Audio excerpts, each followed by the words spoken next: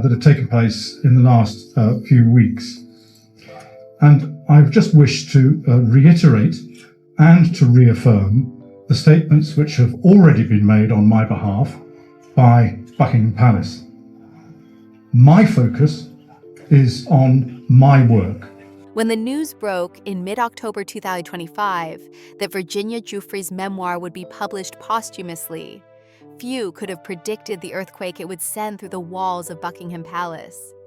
The book, titled Nobody's Girl, a memoir of surviving abuse and fighting for justice, arrived in bookstores on October 21st. Roughly 6 months after Giuffre tragically took her own life at the age of 41 on her farm in Western Australia. But I know this important work will go on in the trusted hands of others.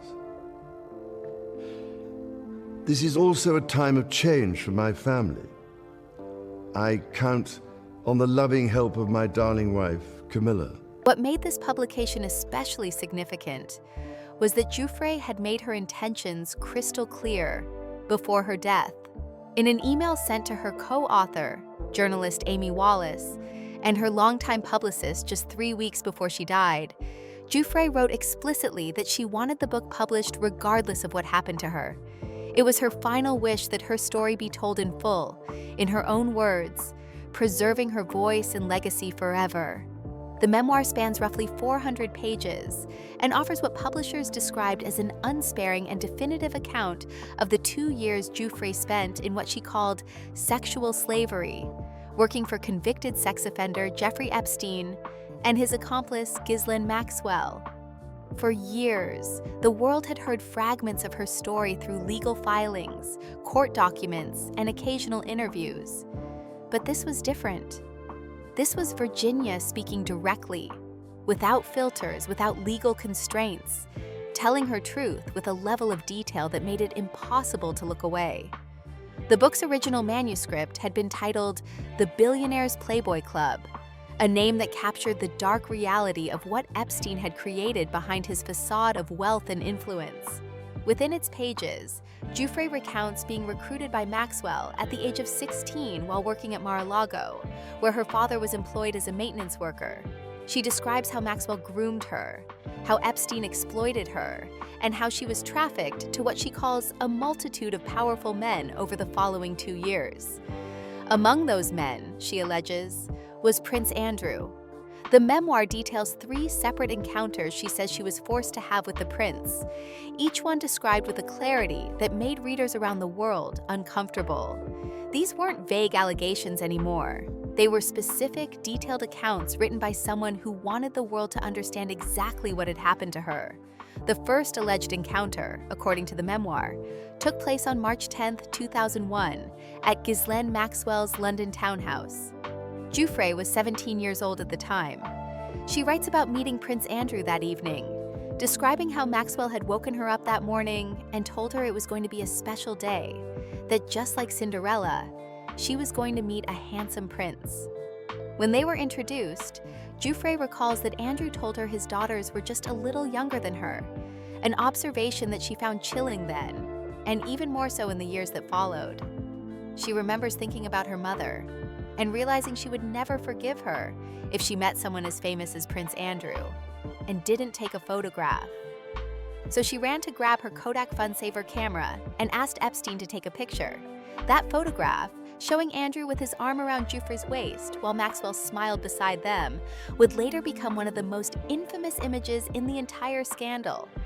Later that evening, after the group went to dinner and then to a nightclub, Giuffre writes that Maxwell gave her explicit instructions. When we got home, Maxwell allegedly told her, "You are to do for him what you do for Jeffrey." Giuffre knew better than to question those orders. In the memoir, she describes Prince Andrew as friendly enough but entitled, writing that he behaved as if having sex with her was his birthright. It was a phrase that would echo through media coverage for weeks after the book's release, capturing something essential about the power dynamics at play. The second alleged encounter, she writes, happened roughly a month later at Epstein's New York townhouse. The third took place on Epstein's private island in the Caribbean, Little St. James, which those in Epstein's circle referred to as Little St. Jeff's.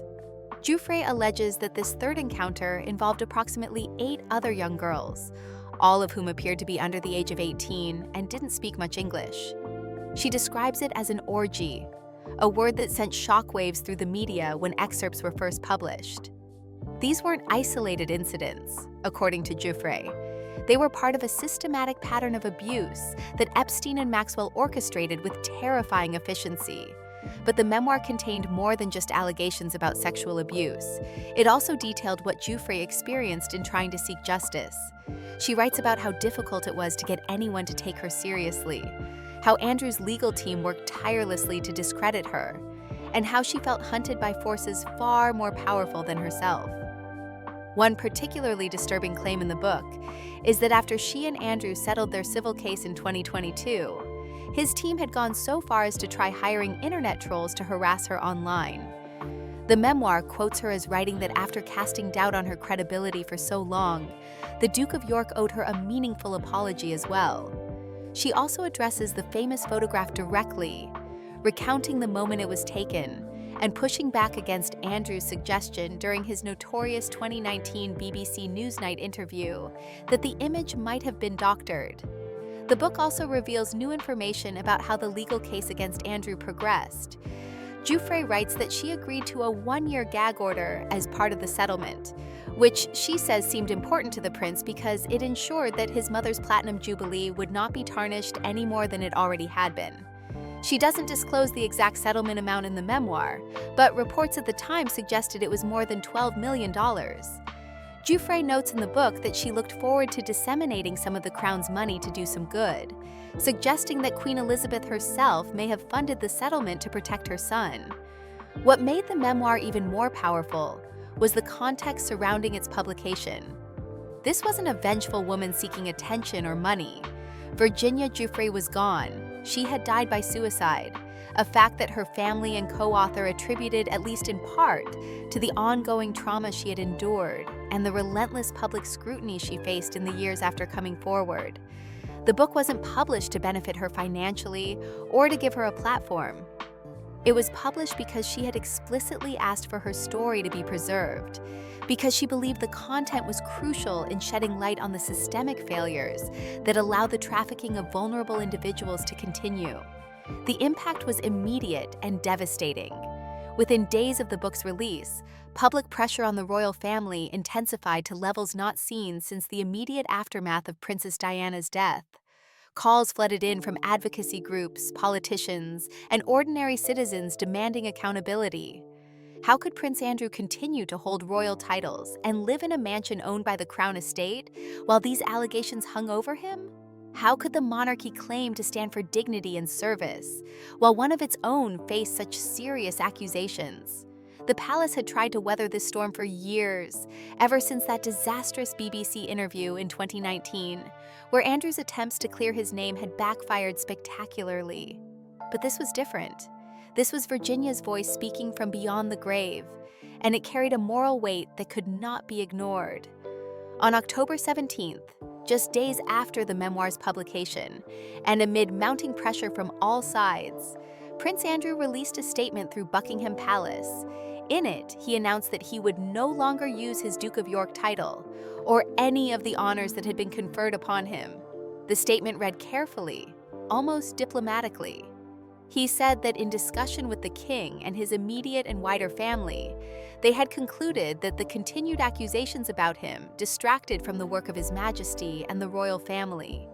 He claimed he had decided, as he always had, to put his duty to his family and country first. And then, at the end, he added the line he had repeated countless times before. As I have said previously, I vigorously deny the accusations against me. But even as Andrew tried to take control of the narrative by voluntarily relinquishing some of his titles, it was already too late. The momentum had shifted. Virginia Giuffre's memoir had accomplished what years of legal battles and media coverage had not. It had made her story undeniably real, undeniably human, and undeniably impossible to ignore. The palace was about to learn that words on a page, written by a woman who would never see justice fully served, could bring down a prince more effectively than any courtroom ever could. The announcement that came from Buckingham Palace on October 30th, 2025, was unlike anything the British monarchy had issued in over a century. It was brief, formal, and absolutely devastating in its implications.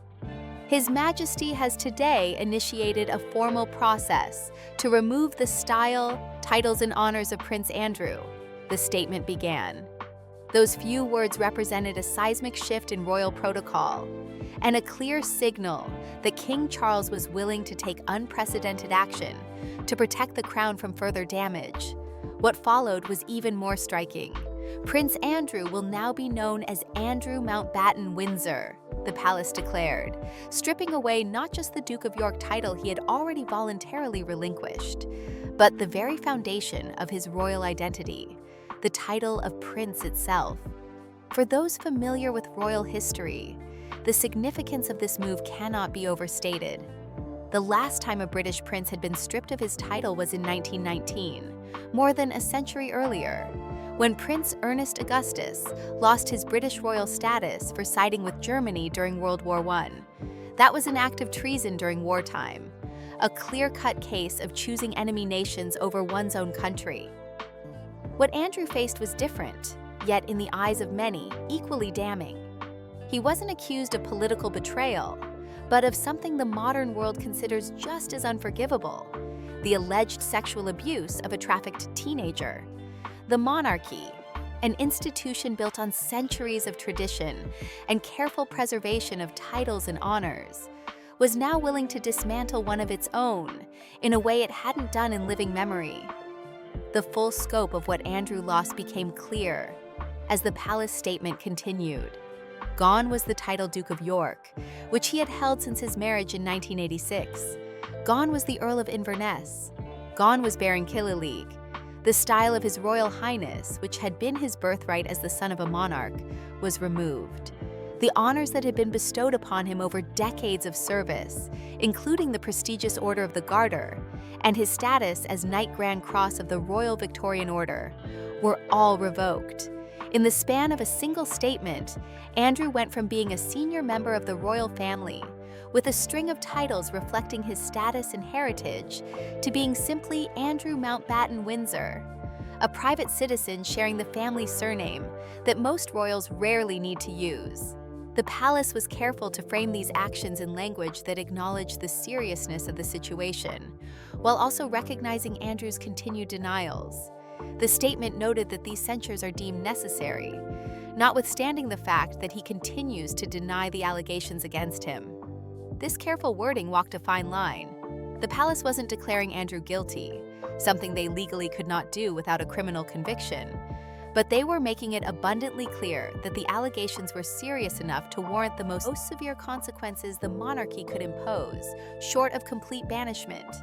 It was a recognition that in the court of public opinion, the damage had already been done, and the institution needed to act decisively to preserve whatever credibility it had left.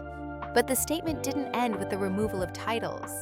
It included something even more pointed, a message that seemed directed not at Andrew himself, but at the wider world watching this drama unfold.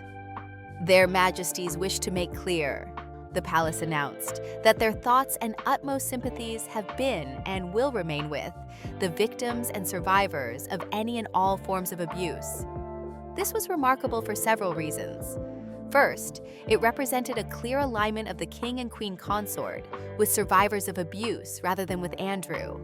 Second, it acknowledged that there were victims plural, not just Virginia Giuffre, but all those who had suffered at the hands of Epstein and his network. And third, it signaled that the monarchy was attempting to position itself on the side of justice rather than on the side of one of its own members. For Virginia Giuffre's family, who had spent years fighting to be heard and believed, the announcement represented a moment of bittersweet vindication. Her family released a statement shortly after the palace announcement that captured both the tragedy and the triumph of the moment. Today, an ordinary American girl from an ordinary American family brought down a British prince with her truth and extraordinary courage, they said. Virginia Roberts Giuffre, our sister, a child when she was sexually assaulted by Andrew, never stopped fighting for accountability for what had happened to her and to countless other survivors like her. Today, she declares victory. The statement was powerful in its simplicity. It reframed the entire narrative, reminding everyone that this wasn't really about royal titles or palace intrigue. It was about a teenage girl who had been trafficked and abused, and who had spent years of her life trying to hold her abuser accountable, only to die before seeing full justice served. The historical precedent for such an action added another layer of gravity to the moment. Royal experts and historians were quick to point out just how rare this was. Stripping someone of the title of prince or princess is almost unheard of in modern British history. Titles can be suspended, military appointments can be removed, and people can step back from royal duties, all of which had already happened to Andrew in previous years. But to formally remove the prince title itself through official channels required a level of determination and willingness to break with tradition that few expected from an institution as inherently conservative as the monarchy. Some constitutional experts noted that while the king could remove the styling and use of titles through royal prerogative, removing someone from the line of succession entirely would require an act of parliament and the consent of Commonwealth nations around the world, a process that could take years. The decision also reflected a calculated risk on the part of King Charles. By taking such decisive action, he was making a clear statement about the direction of his reign and the values he wanted the monarchy to represent. But he was also potentially opening old wounds within his own family. Andrew, after all, was not just a disgraced former working royal. He was Charles's younger brother, someone he had known his entire life, someone who had been at his side during countless royal engagements over the decades. The decision to strip him of everything couldn't have been easy on a personal level, even if it was necessary from an institutional perspective. It revealed something about Charles that many hadn't fully appreciated. He was willing to prioritize the survival and credibility of the monarchy over his own familial bonds. In the days following the announcement, details began to emerge about the internal discussions that had led to this moment. Sources close to the palace suggested that Charles had been under enormous pressure from multiple directions. The public outcry following the publication of Giuffre's memoir had been intense and unrelenting. Media coverage had been overwhelmingly critical, with editorial boards from major newspapers calling for decisive action. Political figures from various parties had weighed in, with some suggesting that the government itself might need to intervene if the palace didn't act. And perhaps most significantly, there were reports that senior members of the royal family, including Prince William, had made it clear they supported the strongest possible response. The removal of titles also had immediate practical implications beyond the symbolic. Andrew would no longer be entitled to use royal letterhead or identify himself with any royal styling in official capacities. Security arrangements would need to be reassessed, as he would no longer qualify for the same level of protection afforded to working royals. His position in the order of precedence at royal events would effectively disappear. And while he would remain eighth in line to the throne by birth, something that could only be changed through legislation, the practical reality was that he had been completely severed from the active machinery of royal life. What made the announcement even more striking was its timing. It came less than 2 weeks after Andrew had voluntarily given up his Duke of York title, suggesting that palace officials had already been working behind the scenes to prepare for this more comprehensive action. The rapid escalation from Andrew's own statement to the king's formal removal of all titles indicated that the palace had concluded that half measures were no longer sufficient. The institution needed to send an unmistakable message that it took these allegations seriously and would not tolerate anyone, regardless of their birth or position, bringing such scandal to the crown. Royal commentators noted that this marked a fundamental shift in how the monarchy handled internal crises. In previous generations, the instinct had been to close ranks, to protect family members at all costs, and to wait for scandals to blow over. But Charles's decision to take such public and irreversible action against his own brother suggested a new calculation. The monarchy's survival in the modern era, these observers argued, depended less on protecting individual royals and more on maintaining the institution's moral authority and public support. By sacrificing Andrew, Charles was attempting to save the crown itself. The international reaction was swift and largely supportive of the decision. Editorial boards praised Charles for taking action, though many noted it had come far later than it should have. Advocacy groups working with survivors of sexual abuse and trafficking welcomed the move while emphasizing that it didn't erase the harm that had been done. Legal experts debated whether this action might have implications for any future criminal proceedings, though most agreed that the removal of titles had no bearing on legal liability. And royal watchers around the world recognized that they were witnessing a historic moment, one that would be studied and discussed for generations to come, as an example of how drastically the monarchy had to evolve to survive in the 21st century. The removal of titles was only the beginning of Andrew's fall from grace. The Buckingham Palace statement that shocked the world on October 30th contained another devastating blow that would fundamentally alter the former prince's daily life.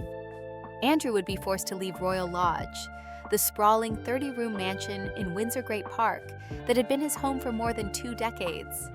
The palace statement was clear and direct on this matter.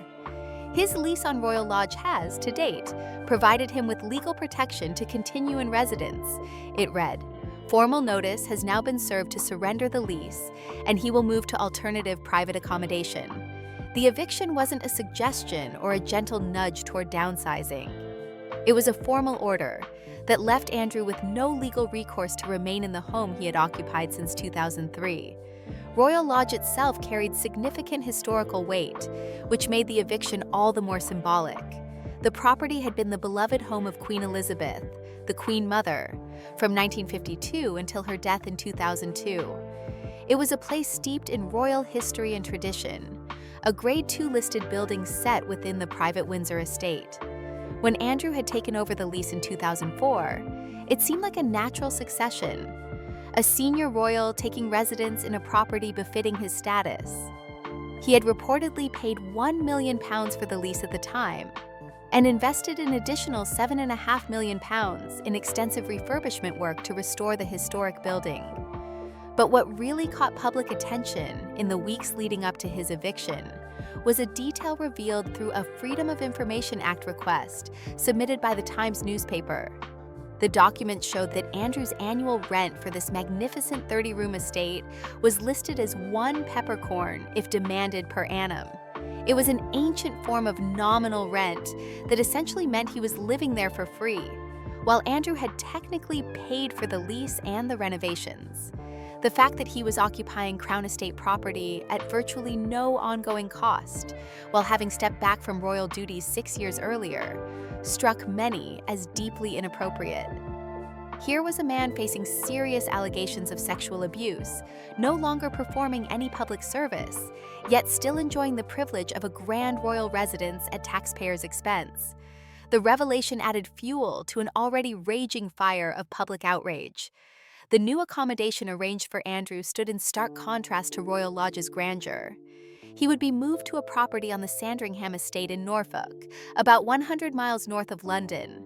This was private property owned directly by the monarch rather than the Crown Estate, which meant King Charles would be personally funding Andrew's living arrangements going forward. The Sandringham property was described simply as private accommodation, a phrase that suggested something far more modest than the palatial surroundings Andrew had grown accustomed to. For someone who had spent decades living in some of Britain's most prestigious royal residences, this represented a dramatic downgrade in both size and status. The situation was further complicated by the presence of Sarah Ferguson, Andrew's ex-wife, who had been living with him at Royal Lodge for the past 20 years despite their divorce in 1996. The palace statement made clear that Ferguson would also need to make her own arrangements. She too had her Duchess of York title removed, though this received far less attention than Andrew's loss of princely status. Their unusual living arrangement, where a divorced couple continued to cohabit long after their marriage had ended, had been the subject of much speculation over the years. Some saw it as a testament to their enduring friendship and co-parenting relationship. Others viewed it as an example of royals clinging to privileges they no longer deserved. Either way, both would now need to leave the only home they had shared together in decades. There was one silver lining in the palace announcement, though it did little to soften the overall blow. Andrew's daughters, Princess Beatrice and Princess Eugenie, would retain their titles and styles. The statement explained that this was in accordance with rules set out by King George V in 1917, which granted princess titles to the daughters of sons of a sovereign. Since Beatrice and Eugenie had done nothing wrong and had largely stayed out of the controversy surrounding their father, there was no reason to punish them for his actions. They would continue to be addressed as Her Royal Highness and would maintain their positions within the broader royal family structure.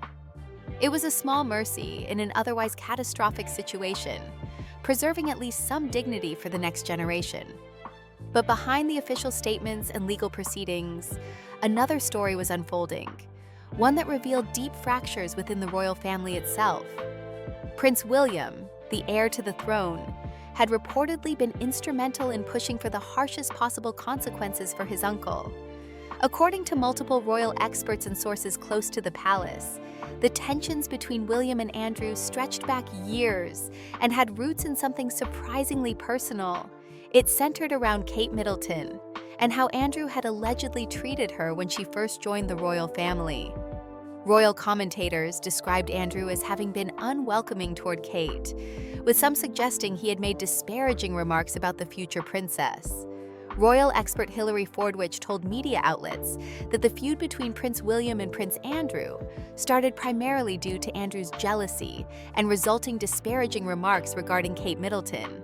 Another royal biographer, Christopher Anderson, wrote that Andrew was never welcoming toward Kate when she joined the royal family, adding that Andrew has never been a great judge of character. So it's not surprising that he would resent someone as stellar as Kate eclipsing him and pretty much everyone else in the monarchy. For William, who has always been fiercely protective of his wife, these alleged comments had created a lasting rift. He had watched Kate endure years of intense media scrutiny and public pressure as she adapted to royal life. To have a family member, particularly one as controversial as Andrew, making negative comments about her was something William reportedly could not forgive.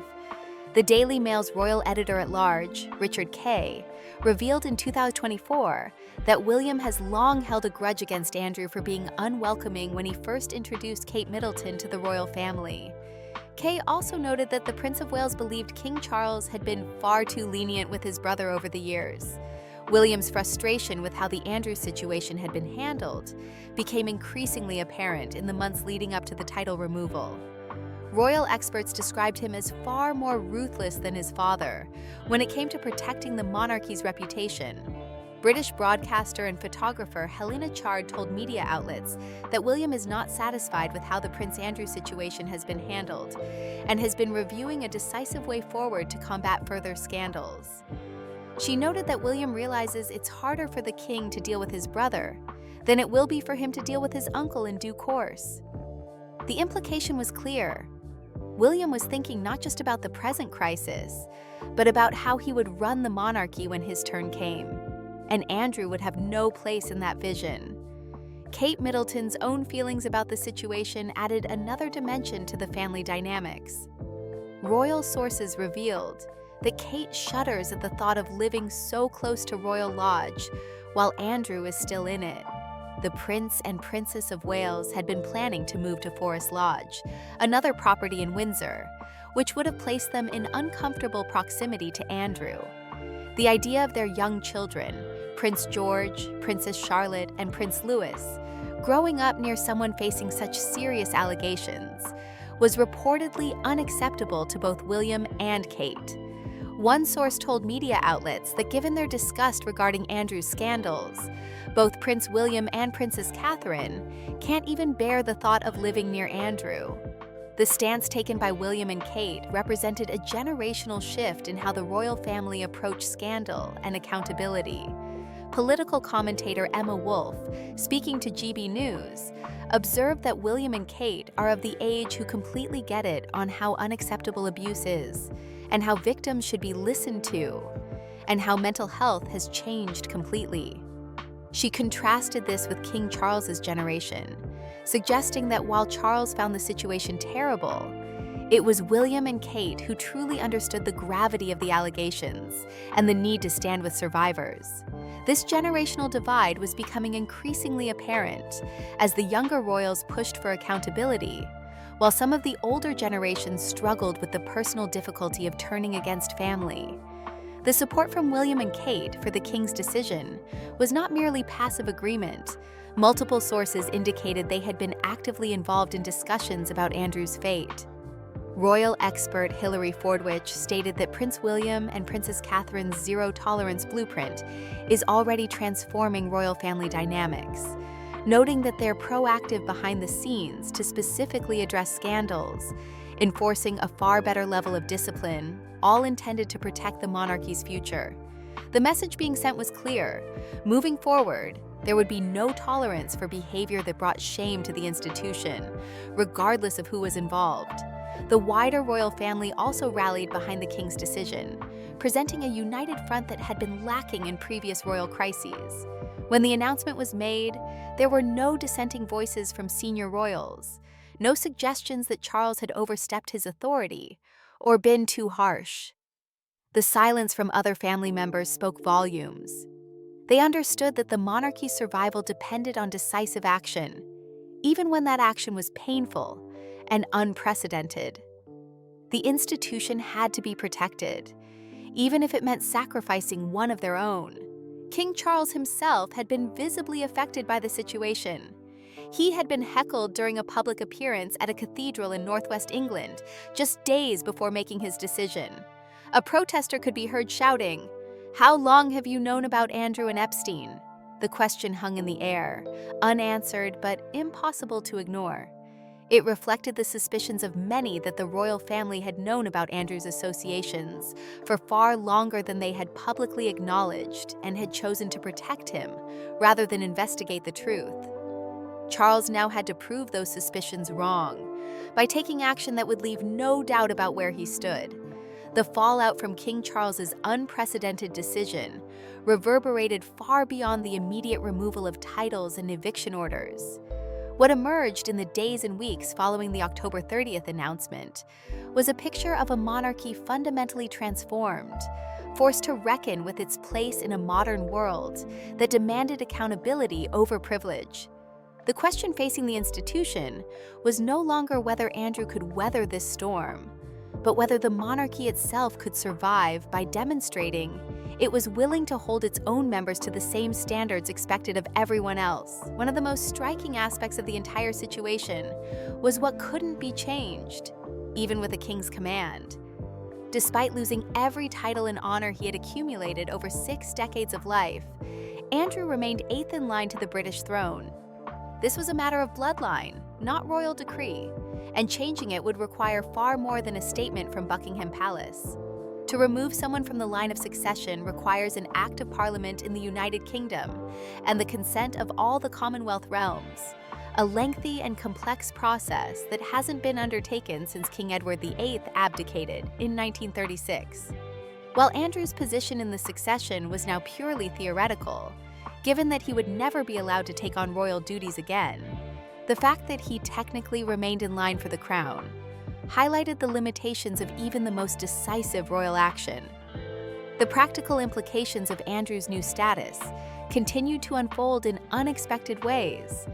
Reports emerged that he would be excluded not just from public royal engagements, which had already been the case since 2019, but also from private family gatherings. The prospect of Christmas at Sandringham, traditionally a time when the extended royal family comes together, would no longer include Andrew or Sarah Ferguson. This represented a complete severance from family life as they had known it, turning Andrew from a central figure in royal celebrations into an outsider looking in.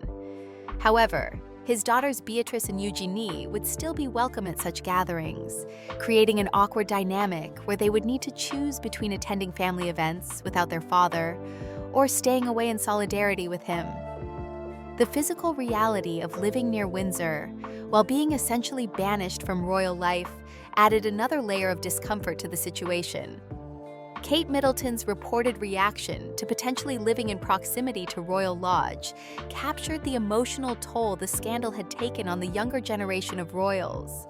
Sources indicated that the Princess of Wales found the very thought of being neighbors with Andrew deeply disturbing, a sentiment that spoke to how completely his alleged actions had alienated him from the family he was born into. The spatial geography of royal residences, once a matter of status and convenience, had become fraught with uncomfortable implications about proximity to scandal.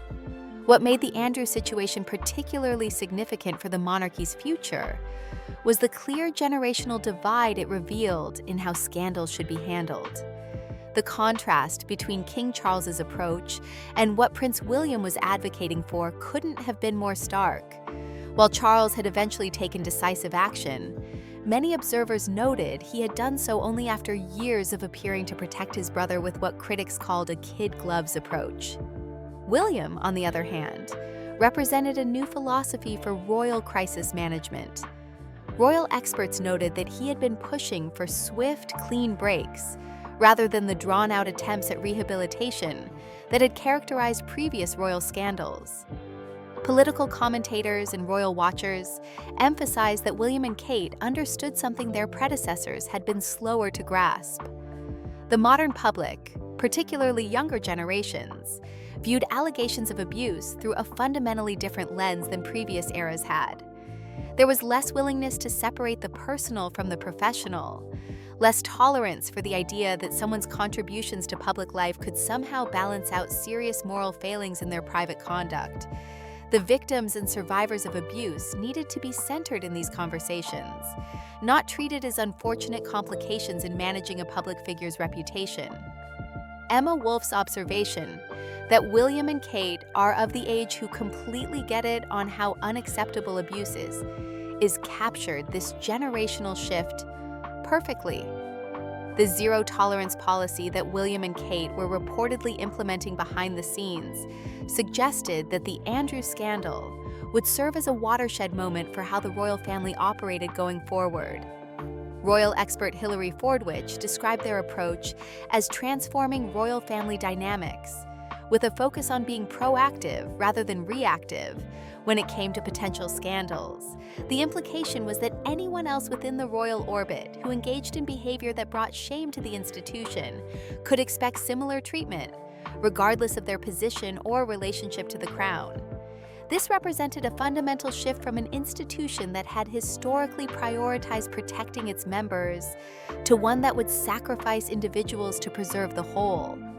The message being sent to the British public and the wider world was carefully calibrated. By taking unprecedented action against Andrew, King Charles was attempting to demonstrate that the monarchy understood the seriousness of the allegations and stood with survivors of abuse. The palace statement's explicit expression of sympathy for victims and survivors of all forms of abuse was not accidental language. It was a deliberate attempt to reposition the institution on the moral high ground, to show that ancient traditions and family loyalty would not trump basic human decency and justice. Whether this message would be received as genuine or cynical depended largely on one's existing view of the monarchy. But the attempt itself marked a significant evolution in royal communications. Yet questions lingered that no amount of decisive action could fully answer. Would Andrew ever face criminal prosecution for the allegations against him? The Metropolitan Police in London had announced they were looking into various reports, including claims that Andrew had asked a bodyguard to dig up dirt on Virginia Giuffre, but no charges had been filed. The civil settlement Andrew reached with Giuffre in 2022, while forcing him to pay millions of dollars, had allowed him to avoid admitting wrongdoing. For many advocates and survivors, the removal of titles and royal privileges, while significant, was not the same as true accountability through the legal system. The transformation of the monarchy that Andrew's disgrace had accelerated was still very much a work in progress. The institution had survived scandals before, from abdications to divorces to Princess Diana's death and its aftermath. But each crisis had forced evolution, had required the monarchy to adapt or risk becoming irrelevant. The Andrews scandal represented perhaps the most significant test of the modern era, because it went to the heart of what the monarchy claimed to represent. If the institution stood for service, duty, and moral leadership, how could it tolerate someone accused of such serious wrongdoing remaining within its ranks? The answer, delivered through King Charles's unprecedented action, was that it could not and would not. As the royal family moved forward into this new chapter, one truth had become undeniable: the courage of one woman, Virginia Giuffre, who had refused to be silenced despite facing the full weight of royal power and privilege arrayed against her, had accomplished what seemed impossible just years earlier. She had forced accountability on someone many believed was untouchable. Her memoir, published after her tragic death, had become the catalyst for change that years of legal battles and media coverage had not achieved. In bringing down a prince, she had perhaps saved the monarchy from itself, forcing an evolution that might ultimately ensure its survival. But the cost of that survival, measured in titles stripped and families fractured, would be felt within the House of Windsor for generations to come.